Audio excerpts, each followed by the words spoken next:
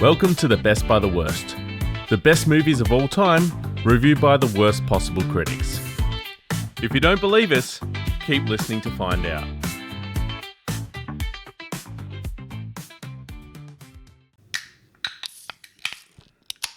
Oh, you struggled a bit with that one, boy. Yeah, I didn't want to open.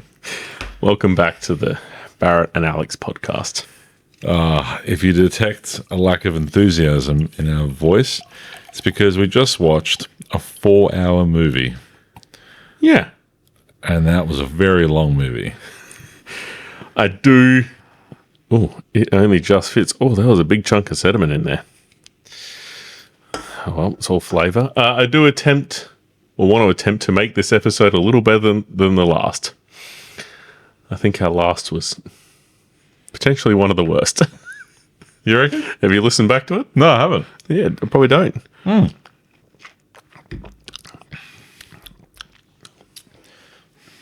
Not bad. Not bad at all. What are we drinking today, boy? We're drinking Big Niles Brewing Co. New Zealand IPA. It's got a pupper on the front, so I like that. They've got doggos on the front of all of their cans. Oh, that's which is pretty really cool. I believe it was his dog that... Well, dogs never die. Oh, so perfect. Great. The dog will be happily alive forever. Excellent. But yeah, it's a part of this beer subscription I'm on to, Beer Hug. There you go. Yeah. All right, Barrett. We're going to have to get stuck into this, or we could be here all night. And boy, I need a break after that movie. Lawrence of Arabia. Yes. 1962. Yes. 4 hours long. Yes. That was a doozy. All correct facts.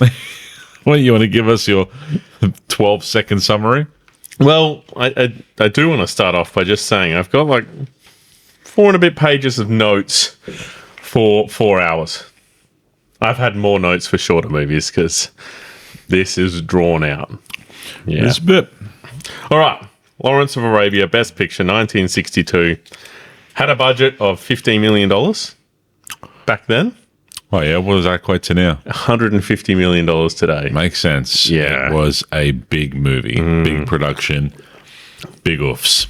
Big oofs, big shots. Lots of extras. But we'll get to it, obviously. But I have to say, like, a lot of the sequences and action scenes and things like that holds up today just fine because there's no CGI. Everything's real. Yes. Real people, real extras, big set pieces. Holds up. Looks good. Yeah, it was a really stunning looking movie. All of the main actors are dead. Oh. But I would like to note that the general was played by an actor named Jack, and he was previously in Ben-Hur and Bridge on the River Kwai. Oh. Or Over the River Kwai. Man, imagine being part of all those movies. Yeah. Big, thick movies to be part of. Yeah. And Alec was also in there, and he is Obi-Wan Kenobi. Yeah, it was. Obi-Wan Kenobi was in there. Yeah. That was cool. It almost felt a bit Star Warsy with like the desert, like.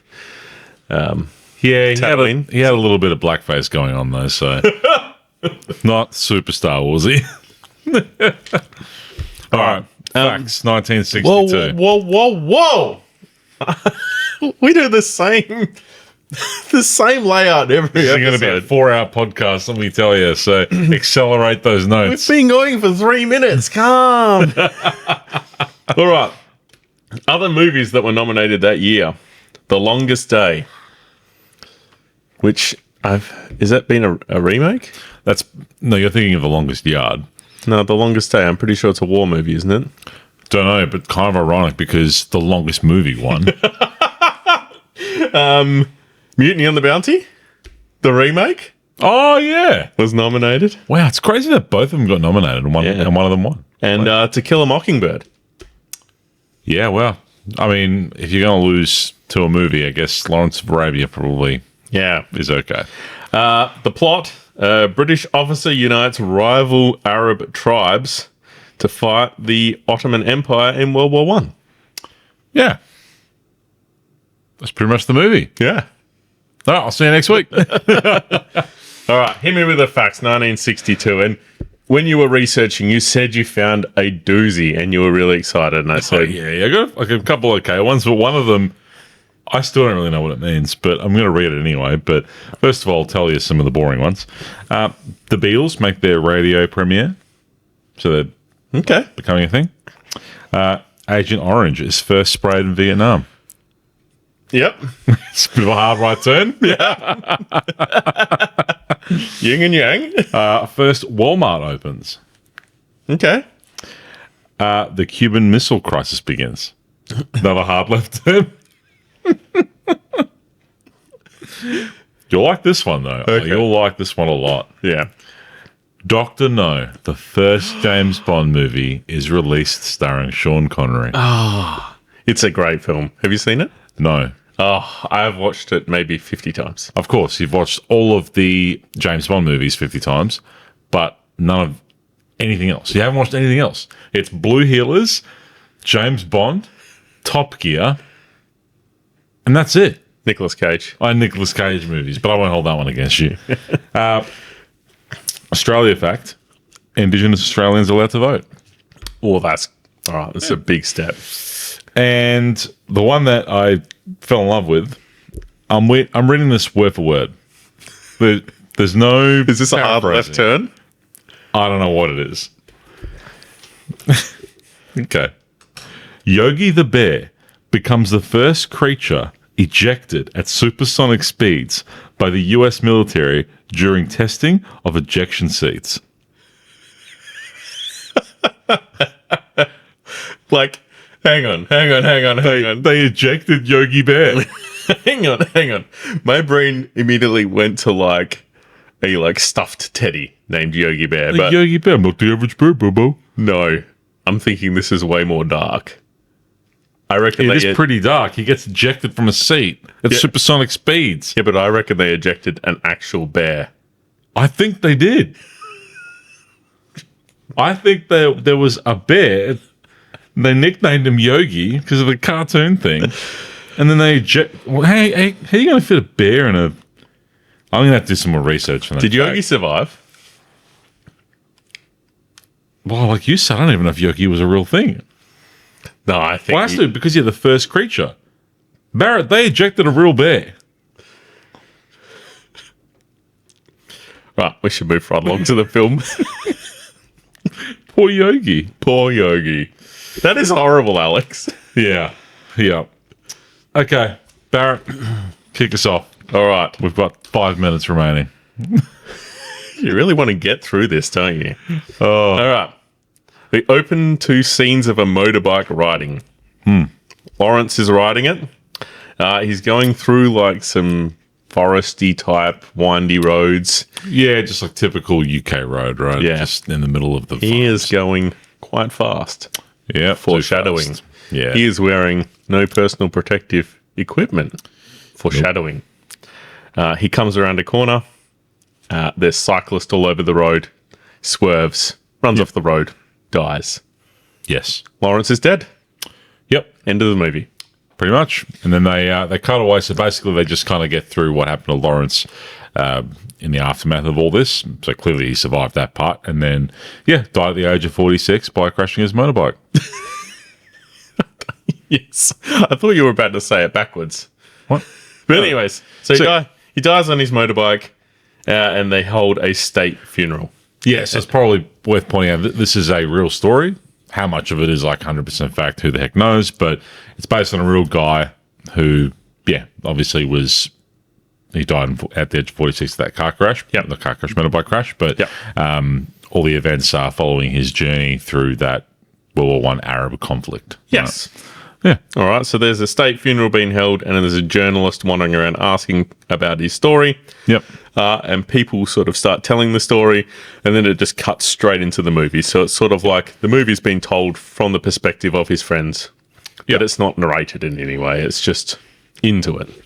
Yeah, and they don't like ever go back to that frame either. It's this now just the movie, right? Yeah. He opens the scenes. Lawrence is sitting at a table and he is painting some maps. His newspaper for the day arrives and he sees that there's been some conflict in it. It's between the Arab gangs and the Ottoman Empire. He sort of reads it and goes, "Oh, look, I bet you the people upstairs don't even know that this has happened. sort of insinuating that the generals, he's in the military, of course, don't have any idea of what's going on, and they don't have their pulse on this, or don't have their finger on the pulse. Yeah, so just to add to that context, basically this movie is based around World War One. The Ottoman Empire is still a bit of a thing. In a way, they're obviously on the wrong side of that war, and the British are obviously fighting them. Clearly, like the Ottomans are in parts of Syria and other Arab portions, probably all of that area. Who the heck knows? I can't remember. Yeah. And obviously the local Arabs want them out as well. Yes. So there's a bit of a tussle because obviously they're fighting this world war, and the British don't want them there either, but they also don't want to give the Arabs, their own countries and governments because, the British wanted to just colonize everything, right? Correct. So it's all just this big shit fight. Yeah. Yeah. So we meet a general. He gets replaced later, but that's not important. He's talking to someone from the Arab Bureau. Anyways, they want Lawrence to head out to the tribes and essentially start to work with them. Well, no, he's sent out to go and meet King Faisal. Prince Faisal, I should say. Yeah. He wants to become a king, but at this stage, he's Prince Faisal. And the importance of that is he's clearly someone who can unite some of these Arab groups, at least and part influence of those groups, and he's got a lot of influence. And they've already got British people there with him. Yeah. In like his entourage, advising him, and they're already like giving them weapons and stuff like that, I think. Yeah. But basically, this guy's coming in to help out Lawrence, right? Yeah, yeah. Basically, then there's a lot of scenes of him riding his camel with his mate. I can't remember what his mate's name was. Yeah. Do you remember what his mate's name was?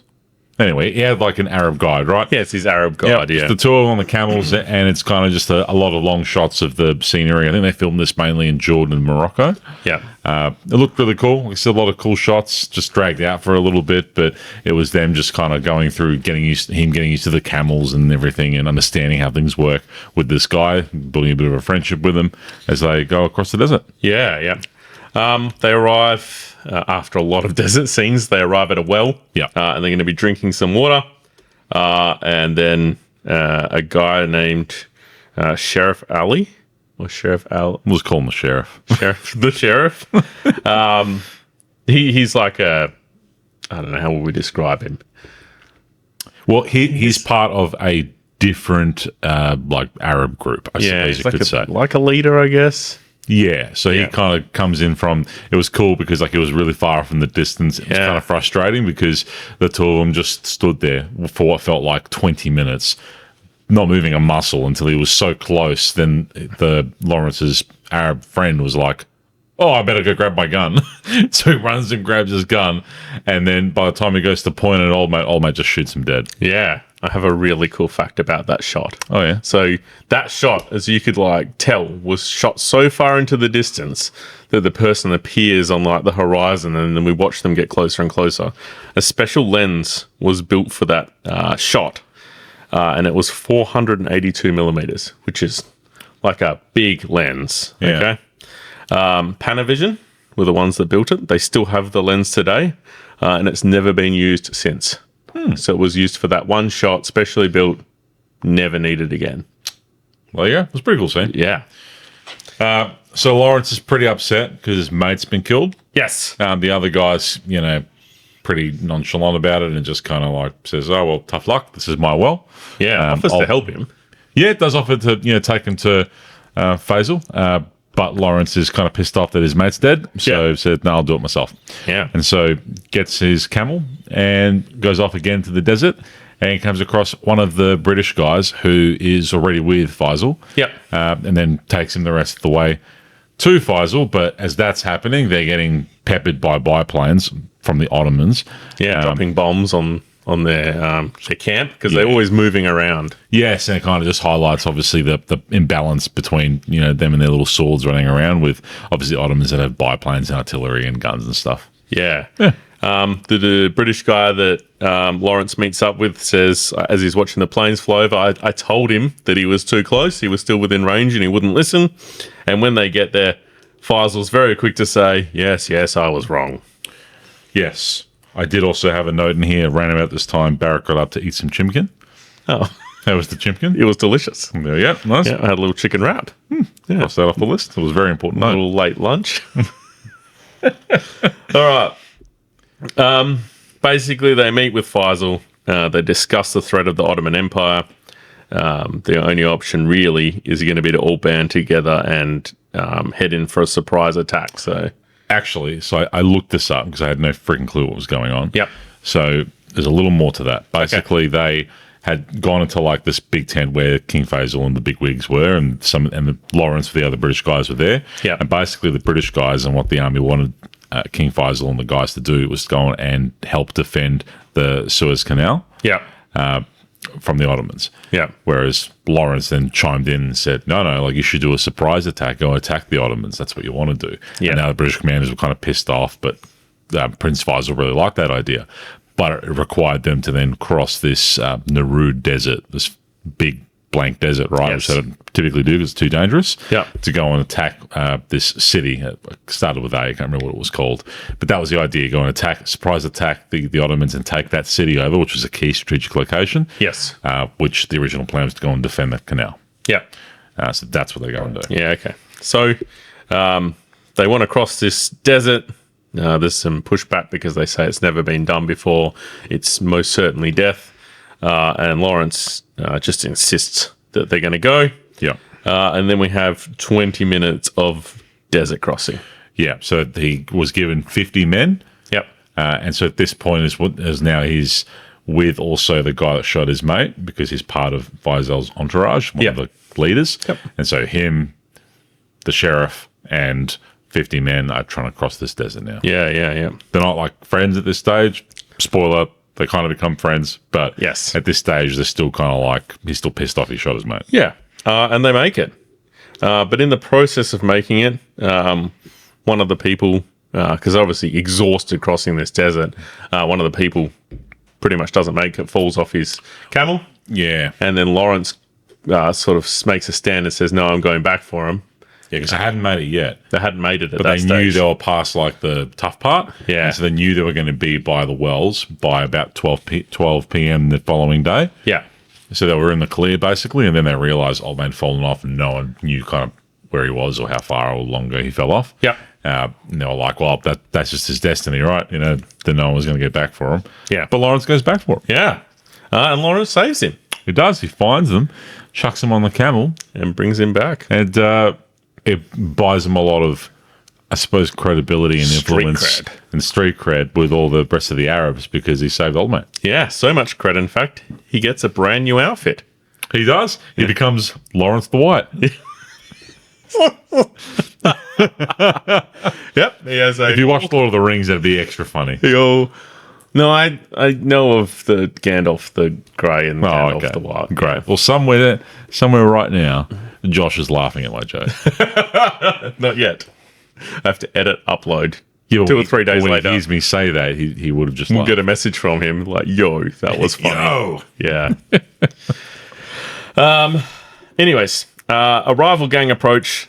They're not happy that they're drinking their water. So after crossing the desert, they found a well. They're all drinking there, and a rival gang comes across, probably like the head honcho and his son come along, and they're like, "We own this well. Yeah. Why are you drinking at it?" We say gang, but it was just like the leader and a 12-year-old boy with a pistol. Yes. Anyways, Lawrence manages to smooth things over, and they're invited to dinner.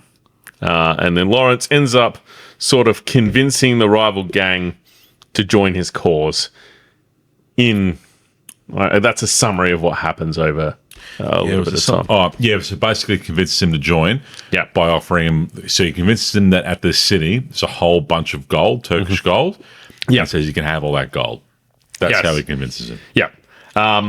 But then there's this little bit of conflict while he's smoothing things over, and someone's killed someone from the opposing gang. And when he finds out who killed him, So they're worried there's going to be like a bit of a family blood feud, right? Yeah. So what happens is like they think, okay, we're going to have to execute this guy, but now it's kind of like 1 for 1, and it'll just boil over. So in somehow, some way, Lawrence was like, well, I'll kill this guy, Yeah. because then things will settle. There's no more tit for tat. yes, Right? Yes, he's killed one of their guys, and then Lawrence is going to kill his guy. Rather than like the other guys killing their guy. Yeah. It seemed to like It shifts the blame. it was going to settle things down. Yeah. Yeah. And who's it turn out to be? Who was it, boy? It was the guy he saved. It was, yeah. Yep. And he had to shoot him. yeah, Lawrence shoots him. Yep. We then cut to a scene of the army crossing the desert, and it's a big army. Yeah, so it's all 50 of those troops all riding into that city. I can't remember what the city was called. It started with A. I do have a fact to drop in there about that scene and probably other scenes. King Hassan, something like that. Yeah, he was the alternate leader from the other gang, right? No, the actual king. This is not this is a movie fact, yeah. So, yep. King Hassan, or whatever his name is, he lent an entire brigade of Arab soldiers as extras. Well, that's cool. For the movie, yeah. Yeah, there was a lot of extras because they had like, these big panning shots, and yeah, it was cool because they had like you could see all these horses just running through the city, running the Ottoman troops down. It's really cool. Yeah. They attacked the Ottoman Empire, and it's a success. Yeah, they got them. They took over the city. Took over the city. And then they, in the process of ransacking it, the alternate gang leader, who while he was looking for his reward gold, breaks the Morse code machine. I'm sure it's called something else, but we'll call it that. So then bloody Lawrence can't actually communicate back to HQ that they've taken this city essentially unexpectedly, right? Yeah, because it wasn't his orders. No. So he's just done all this off his own back. Yeah. So there also turns out to be no gold, and then promises this guy, because now he's got to go back to Cairo where, the British are set up. Yes. To command, to tell them what's going on. He's got to ride like another trillion days in the desert. And he said, when I get there and then come back, I'll give you some gold. It was a way of settling things down. I don't know if he ever gave him his gold, did he? I don't know. He must, things got smoothed over, so he must have. I mean, he said, they say he's going to get the money later. Yeah, so. who knows? Anyways, Lawrence heads for Cairo, loses his compass along the way. Yeah, so he takes off with two of the kids for some reason. Yeah. Don't really know why, but he does. Helpers. Yeah, two little helper boys. Again, they're like 13 years old. Yeah. Don't know why, but he does. Yeah. And on that trip as well, one of them gets swallowed up by quicksand. Yeah. He got swallowed up good. Anyway, so they're using their son to navigate the son to navigate because he's lost his compass. They're trying to get to the river. All right, because then they can hit that, and then they know which way to go to get to Cairo. I did just remember something as well, because now it links up once you watch the other 7 hours of the movie. But when he was going to cross this other desert to get back to Cairo, they were like, hey, that's a bit crazy. It's a big desert, rah, rah. And he said a few times like, if Moses can do it, I can do it, right? Yeah. And that was foreshadowing in itself, because you already start to get the feeling at this point that is definitely not really following orders, is kind of going a bit rogue. Yeah. He's definitely feeling like he's part of this Arab push, like he's forgetting he's fucking British for some reason, and he's getting a little bit too big for his britches, right? Yeah, and even from the very moment the movie starts, he's not quite all there. Yeah, and it's funny too, right? I was trying to look a little bit about him, and because I'm just going to say it, if we get cancelled, we get cancelled. We've had a good run. Oh wow. I do not endorse this comment. No, so the actor, the guy that's playing Lawrence, his name's Peter O'Toole, right? Famous actor. Yep. You definitely have seen him, even he only died in 2013, so you've seen this guy. Yeah. But he's being played as kind of like a gay guy, right? His mannerisms and the way he's talking is coming across like a little bit flamboyant, a little bit of a gay dude, right? I'm just saying that anyway. Yeah. And I looked it up, and apparently his sexuality was a big point of focus in his life for whatever reason. So there is this theory that he was, gay, and obviously couldn't come out at that time, of course, especially not in the military and all the rest of it. Yeah. Or that he was the more accepted opinion that he was asexual. Yes. And so his mannerisms and the way he was, because he was a little bit weird, was around that in terms of, if we're looking from a sexuality perspective, that was the running theory. He's this asexual dude. Yeah.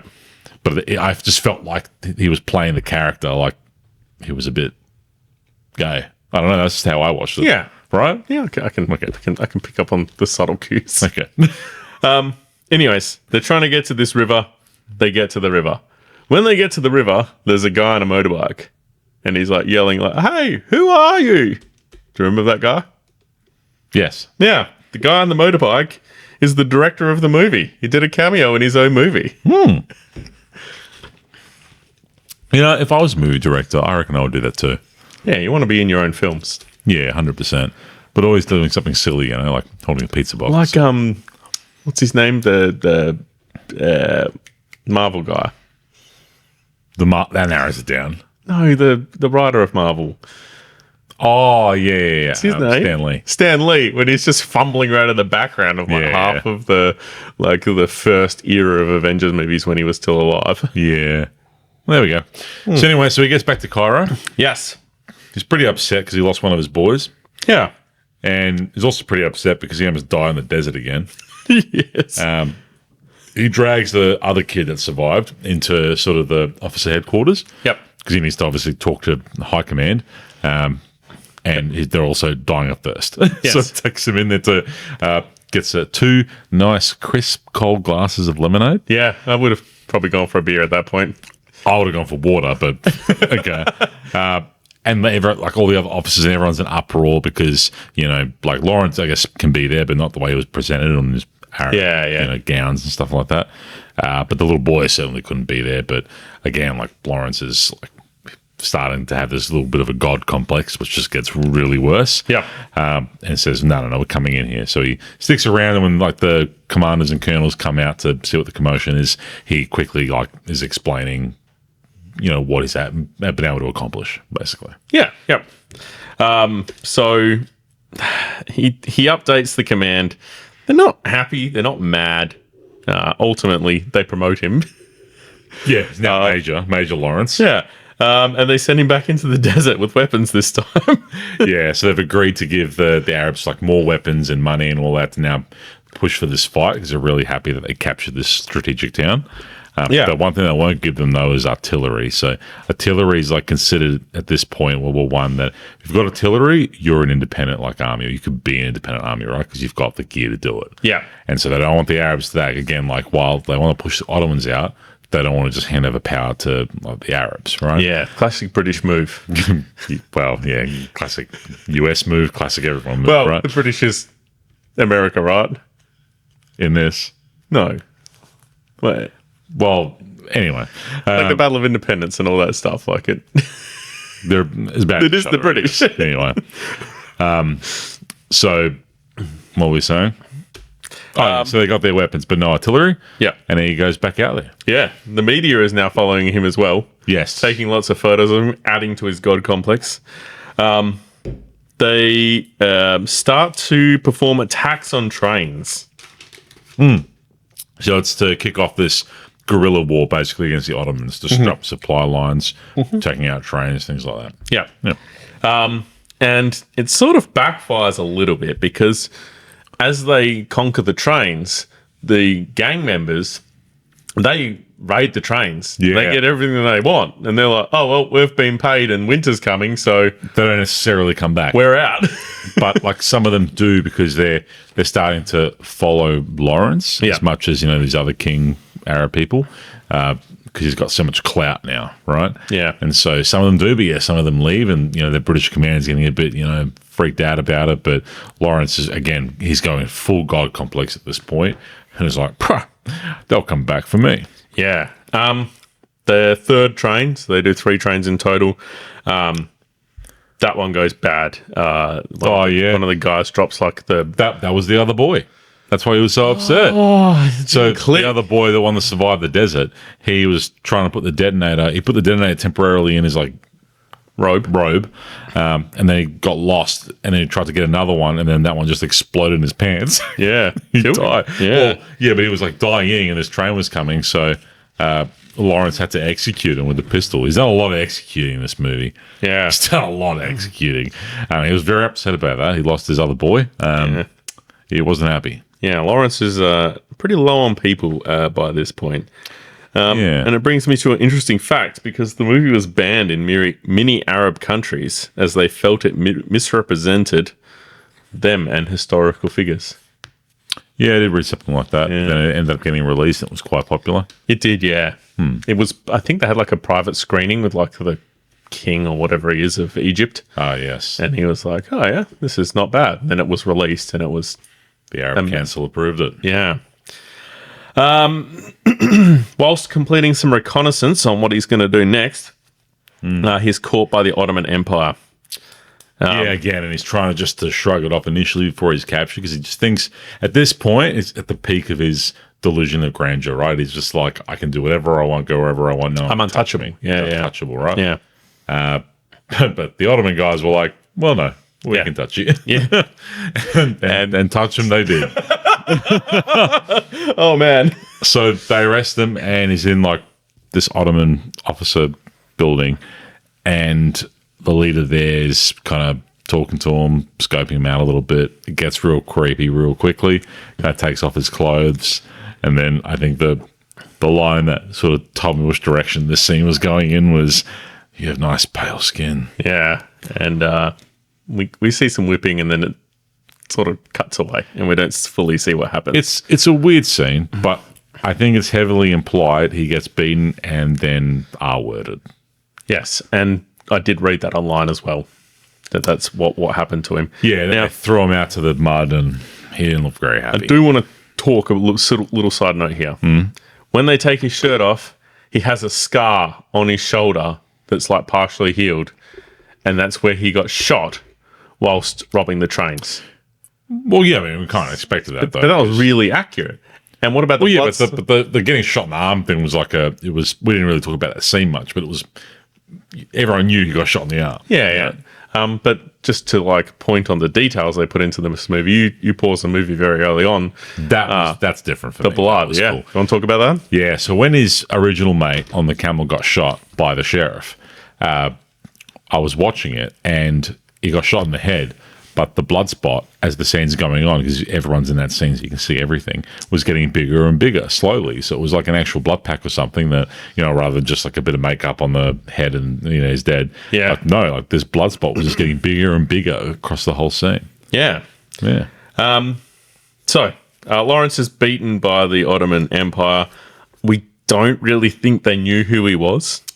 Yeah, they think he was part of some other, pub rebellion or one of the groups or something like that, but they didn't figure out it was obviously, British, the one causing them all the problems. Well, yeah, I guess, yeah. So anyways, he's saved by his gang. The sheriff. Sheriff comes back to save him. Heals him up. Well, they didn't save him. They threw him out to the Threw him out, yeah. But they nursed him back to health. Nursed him back to health. The sheriff tries to talk him around a bit. He's quite broken by this point. And yeah, he's definitely, his ego's been popped, along with a few other things. So he wants to run back to England, basically, right? He's done. Yeah. He's had enough. The sheriff and his boys are like, but all these guys are, fighting for you. Yep. And he's like, nah, I'm done. Yeah. So he goes back to HQ and, with a limp. Yeah. And he's been off robbing trains. He's been fighting the war. He gets back to headquarters and says, what's been going on here? And they say, we built a squash court. Bloody British. Anyway. There's a scene either here or earlier. I don't remember. I came back and wrote this note. I think I got it in the right spot. He admits to the general that he enjoys killing people. Oh. Yes, he does. Yeah, look, he had this god complex, all these delusions, and he somewhat liked them killing people. He was a strange dude. He's a bit disgusted in himself by it. Yeah. But while we're on the topic of, the beating that he took by those Ottomans, in real life, I thought this was cool. So he suffered a whole string of injuries while he was filming this movie. So Peter O'Toole was the actor. Oh, yeah. So the first time we tried riding a camel, he had like blood coming out of his ass, something like that, and actually stained his jeans. And he said to the instructor, "This is a very delicate Irish ass." Yeah, so that happened. And then he also had third-degree burns. He tore ligaments in his neck and thigh. He was bitten by a camel. He was concussed twice.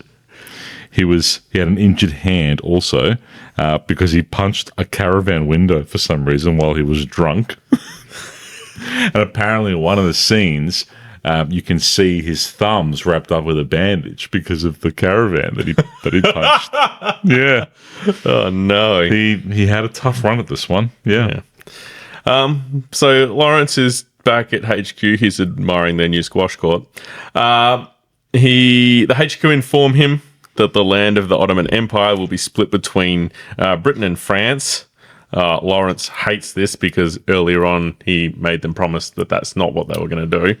He basically he's identified himself as an Arab now. Yeah. Really, I mean that's what's happened. He's almost kind of like discarded his British heritage and is like so in this moment he's basically considers himself one of them. Yeah, he doesn't want to continue participating, but in a roundabout way, he's talked back into it. Yeah, he's talked back into it. They don't really give him a choice. He's talked back into it, though, and they give him more sort of weapons and this and that. The idea is to take Damascus, a capital of Syria. Yes. And that's what they're going to do. Yeah. So Lawrence returns to the gangs. They're going to help with that big push that you were just talking about. But clearly in these scenes, he is losing it. Yeah. Losing it. He didn't look mentally well. Yeah. They are on their way to storm Damascus? Damascus, yeah. And they come across an Ottoman battalion. Yes. And retreating from a village as well that they ransacked, pillaged is probably a better word. Yeah.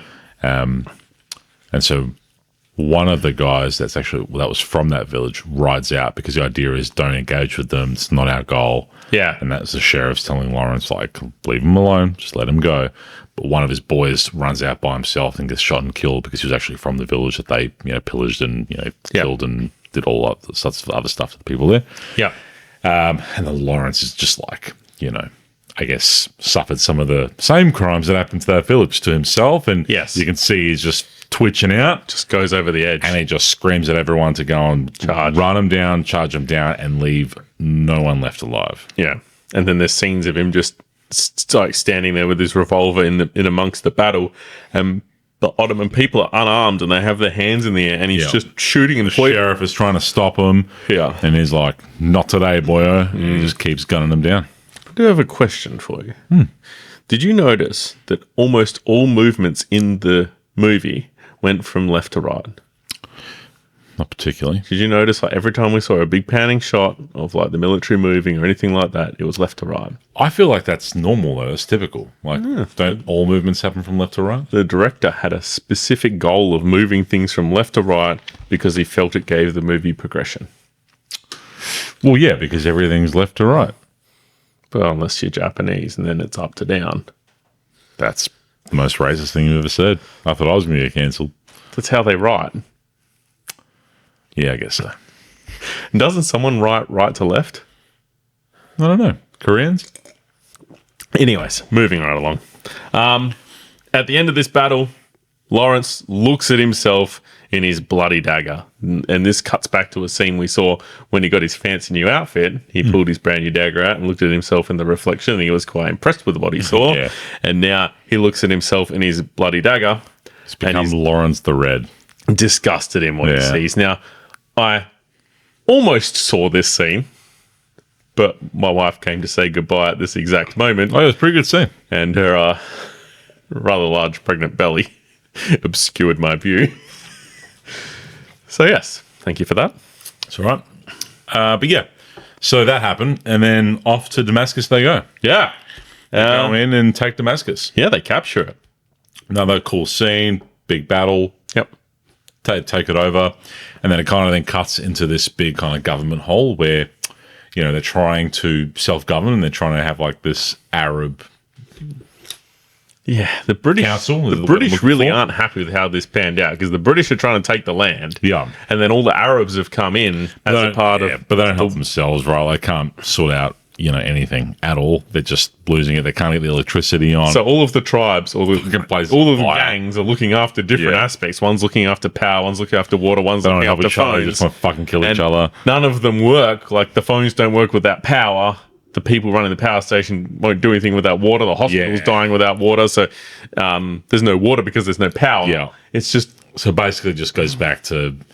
I don't even know who it ends up with at that time, but clearly the British have to step in and get some things in order. Like he goes to one of the hospitals that's got a whole bunch of Ottoman prisoners there, and it's third world. It's grim, right? And that's where the British guys just like the army just steps in and says, "No, we're not letting this happen." And so I think they take somewhat control. Is the vibe I got? Yeah. And Lawrence is just like cackling in the corner, is losing his mind, right? Yeah. I think that was kind of the last straw for Lawrence. Yeah.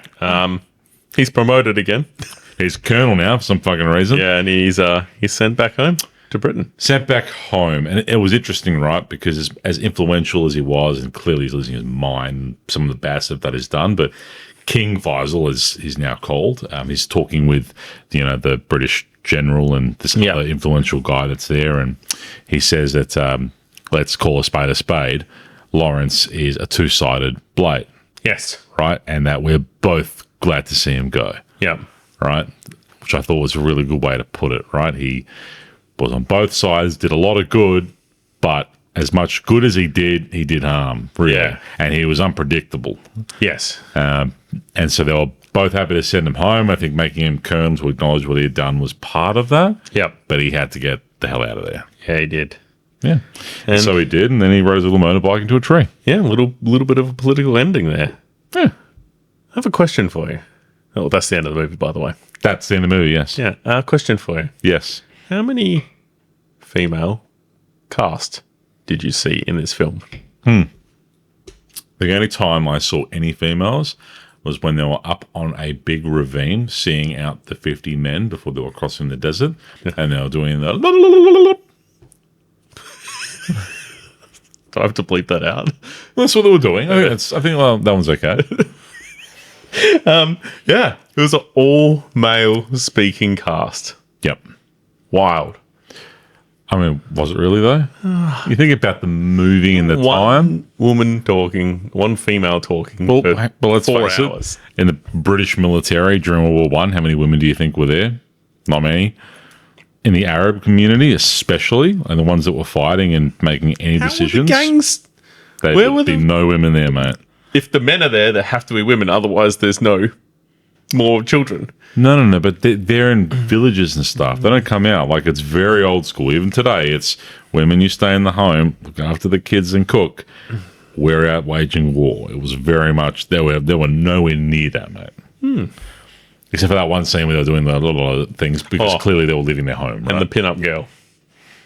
the pin-up girl, like in the Ottoman camp when they were taking over one of the cities, and then she was kind of like posed, and she just had like mega hairy underarms. That was funny. Yeah. But that was the movie. Yeah. I think we've done very well to sum up an incredibly long movie. Yeah, we have. And it only took us like 40 minutes so far, so we're on track. Couple little facts that I had as well to throw in. Yeah. So Peter O'Toole, again, famous actor. I know I've seen him in a bunch of stuff. He was nominated 8 times for Best Actor in his career, Yes. including this movie. Yes. Guess how many times he won? None. None. Big fat zero. He's just another Nick Cage. At least he's won once. Yeah, Nick Cage has always won. Yeah. But Peter O'Toole never won it. In fact, the Academy honoured him with like a different award that they just made up to make him feel better because he'd been shafted so many times. But I must admit, he was great. Really good in this movie. Yeah. Like, acting-wise, I saw the other guy that won this year. I didn't know him, didn't know the movie, but I can't believe that someone else was better that year than him. Yeah. He was bloody good. Yeah. Bloody good. What else did I have? Oh, the film itself won 7 Academy Awards, obviously including Best Picture. Yep. Yeah, that's what I had. Nice. Yeah. All right, Alex. How many Alexes out of Alex do you give this film? 17. Now, 17. I was thinking about this before. So we're a bit, flat because it was such a long movie. And, like I talked to you before, I thought it really highlighted to me why sometimes a montage is needed. Yes. When I think about all the train stuff and a few other things that really could have just made it a nice tight montage. Yeah. But I mean, there was a lot of story there, Yes. but it was a long movie.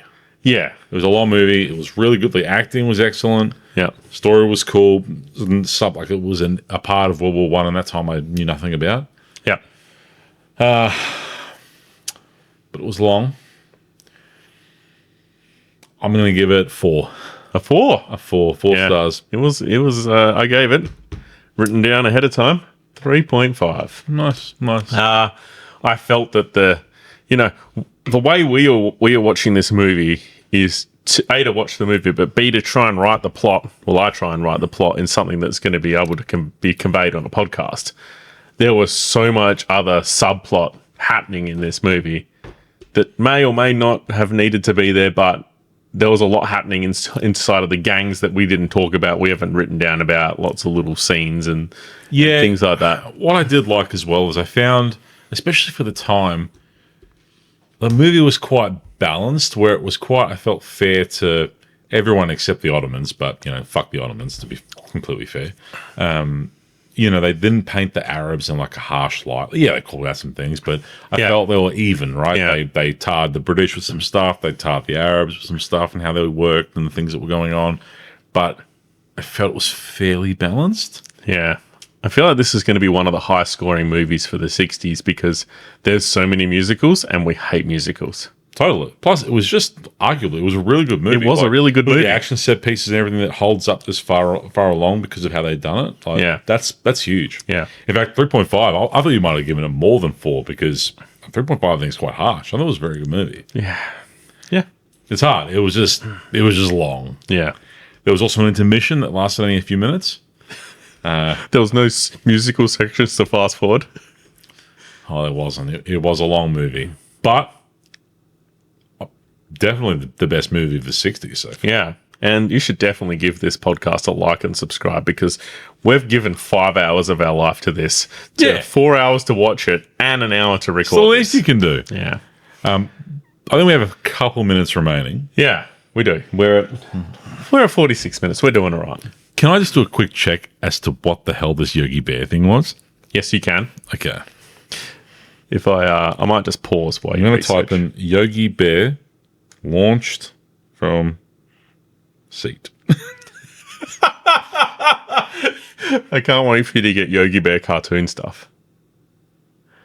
Oh, wow, your face is not looking good. I can't believe how well that worked.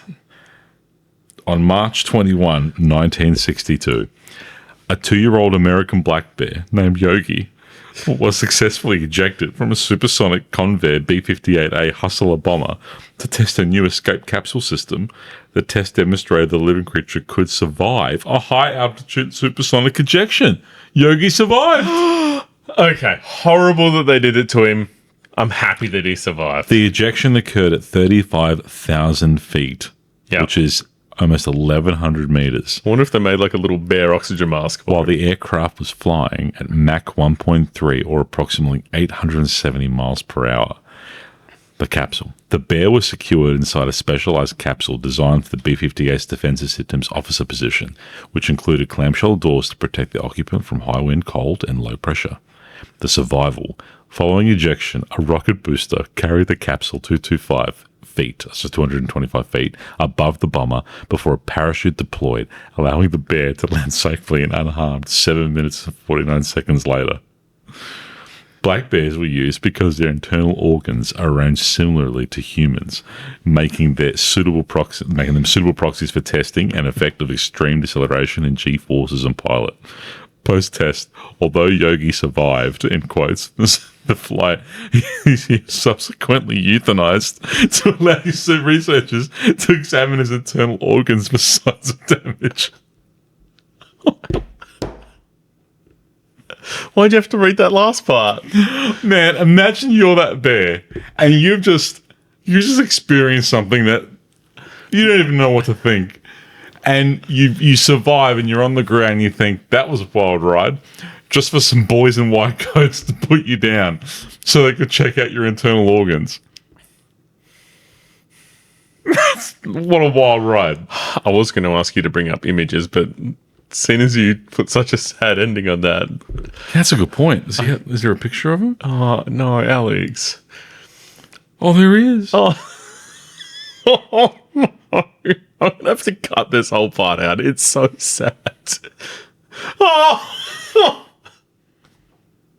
You have to you have to bring up a picture of this when you edit this. Everyone needs to see Yogi Bear.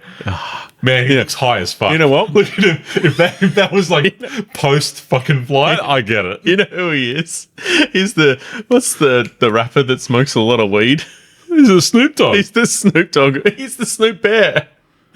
Man. Alex, I will put his picture in the edit. Is that... There's a picture of him being ejected. I will put his picture, not the ejection. I'll put his picture in the podcast so everyone can honor Yogi Bear. Yeah, for Yogi Bear. Look at the comments. United States Bear Force. I'm sorry. This is the best fact we've ever had. I couldn't even begin to think it was what it actually was, and it is exactly what it was. Yogi Bear. Right, we need to change gears. You know what? It puts like a whole nother dimension to the I'm not your average bear, Bobo. He was not your average bear. Right. All right, boy. On that note. No, we've got some other things to talk about. Oh, dude. Oh, yeah, we do. Holy heck. Did you watch, in the last 7 days since we recorded, any movies? I have. What did you watch? Marty Supreme. Guess who also watched Marty Supreme? My boy Barrett. I did. What did you think? Okay, I have ADHD. I struggle to focus on 15-minute YouTube videos, okay, without picking up my phone and then missing half of what's going on. I don't know how I just got through this film. But anyways, I started that movie and I did not look at my phone once. I was just glued. And I was constantly faced with in my head saying, he's not going to do that. He can't. And he just, every single time, he does it. I thought it was fucking fantastic. It was amazing. If I think of all the movies last year and the movies that are in for Best Picture, that's been the best so far. Yeah. That's been the best. Granted, I haven't watched a couple of them, and I don't really want to, but Marty Supreme's a movie for me. I started on Friday night. How good was I it? watched it in two halves because I was a bit tired. But, So, Brooke and I sat down on the couch Friday night, put it on. We watched it Saturday night. Okay. So if we watched the first bit Friday night. I'm like half asleep from work. He makes the Auschwitz joke. Yes. And I just sat up on the couch and I was like, what did he just say? And I paused it, rewound it, and I was like, Brooke, did he just say what I think he said? It was so good too, because me and Manny did the same thing when he said that. And then you find out, spoiler alert, that guy was in Auschwitz. So the joke was an accurate joke because he was in Auschwitz. It was almost not a joke. Did you miss that part? Remember when it shows you he's got the numbers on his wrist? The guy actually survived Auschwitz, so he made that joke not really a joke. All right, I'm going to record a separate bit to put before this that says there's about to be spoilers for Marty Supreme. Yeah. But great movie. I don't typically like Timothée Chalamet as an actor, but he smashed it. He was great. And if he wins, I wouldn't be mad. Whole movie was great. But also highlights to me, and I said this as well to Mandy, you haven't seen Uncut Gems, have you? No. Okay, so the guy that made this movie, Bernie Safdie, is one of the Safdie brothers, right? They make a few of these movies, and they're very similar in tone, right? And the way that it runs, like it's an anxiety fest, right? Yeah. So Uncut Gems has Adam Sandler in it. It's one of my favorite movies. It's so good. You have to watch Uncut Gems. Made by the same guys. And if you think it's anxiety fuel, it's got nothing on Uncut Gems. I can't. I almost couldn't handle some parts of this movie. It was just... Uncut Gems is worse. It's Adam Sandler in the best performance he's ever done, while still being funny as well. You won't even recognize the fact that it's Adam Sandler. Oh, okay. That sounds like a movie. It was like incredible, but also because it's Adam Sandler, it got no like Oscar play or word of mouth. But I'm telling you, he should have been nominated at least. He was that good. Yeah, right. Yeah, so actually, I probably don't need a spoiler warning because we haven't given away too much of Marty Supreme, but it is fantastic. It was excellent. And I love ping pong, so it really spoke to me. The things he gets up to and the things you're like, you can't do this, and he does this, and It was great. it's a spicy It number. was as good as I hoped for. Yeah, I also watched 30 minutes of Hamnet. Yeah. And I do intend on going back to it. I watched the end of Mighty Supreme, and then I was like, next movie. And then I was getting tired. So I've paused it. I do intend to go back to that. Tell me, because I wasn't even going to give it a shake. I see Shakespeare and I'm just out. It's not, so it's about Shakespeare. It's like a modern revision, right? No, it's about Shakespeare himself. It's not one of his plays turned into a movie. It's not written all in Shakespearean. Okay.